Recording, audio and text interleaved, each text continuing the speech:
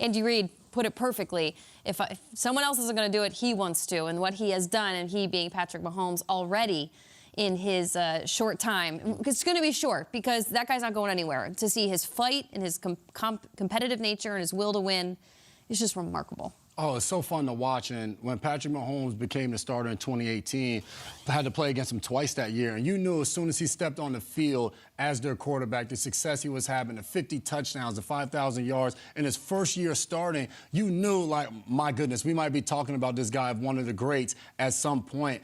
And we have now reached that point where we're talking about Patrick Mahomes. I think at this point, it's just a matter of, all right, how high is he going to climb on the greatest of all time when it comes to quarterbacks? Last night, we saw him complete the Triple Crown, or however you want to call it.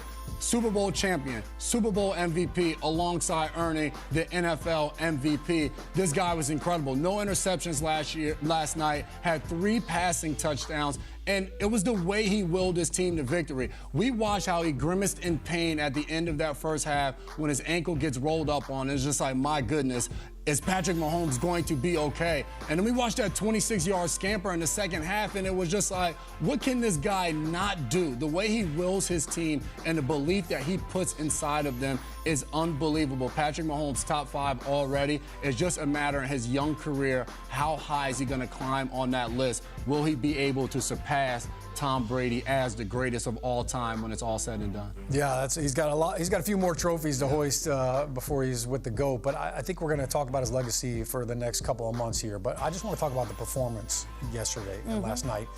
What he did on that bum ankle and the ability to deliver with the game on the line.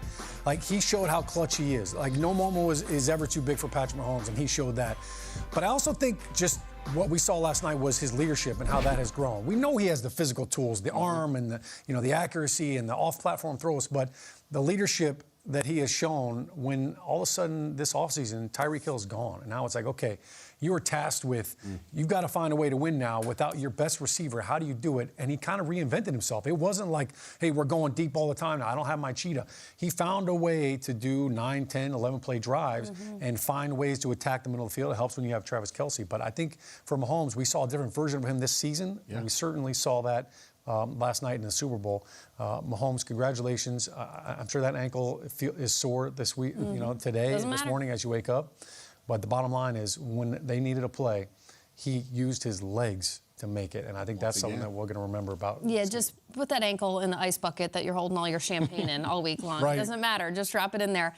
When you think about, like, the top 5 or putting somebody in that conversation, I think the definition of that for quarterbacks in particular is not only the whole body of work when you look back at Brady and Montana, but also these singular moments that defined. And I think the second half for Patrick Mahomes last night in particular, statistically, for him to go 21 of 27, 182 yards, 3 touchdowns, the second half, he had 1 passing completion. 1 single one on a bum ankle, and that 20-yard rush that he did was spectacular. But it's how he carries himself. He not only leads by example, to your point, Sean, he changes things on the fly, and that's just not only within a game, within a half, but within a season. To incorporate Kadarius Toney in that trade from the Giants midway through the season, and to make him look good, feel good for what he was doing or not doing for the New York Giants, to make young Joka become the player that he became for this team, not just last night, but for the entire second half of the season, I think is a testament to Patrick Mahomes and his leadership and the way he is able to incorporate guys and make them look good every single play down the field. And to that point, you talk about Tom Brady and his kind of meteoric rise and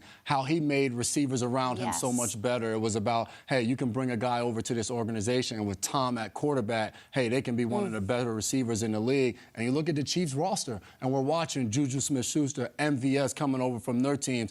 Insert rookie Sky Moore, whether it's McCall Hardman, who didn't play last night, Kadarius Toney comes over. These are guys that could be outcasts on other organizations that now come to the Kansas City Chiefs with Patrick Mahomes as their quarterback, and now they have a ton of success.